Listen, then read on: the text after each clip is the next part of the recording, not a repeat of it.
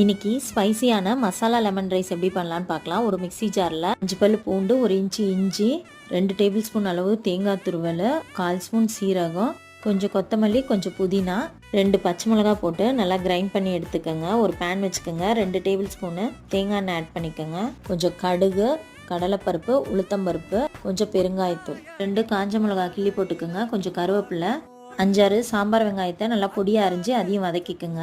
நம்ம அரைச்சி வச்சுருக்க பேஸ்ட்டை ஆட் பண்ணி நல்லா வதக்கி விட்டுட்டு தேவையான அளவு உப்பு போட்டுக்கோங்க.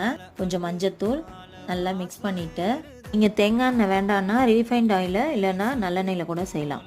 லெமன் ஜூஸ் ஒரு லெமன் எடுத்திருக்கேன், அதை ஆட் பண்ணிவிட்டு நல்லா மிக்ஸ் பண்ணிவிட்டு கேஸ் ஆஃப் பண்ணிவிடுங்க.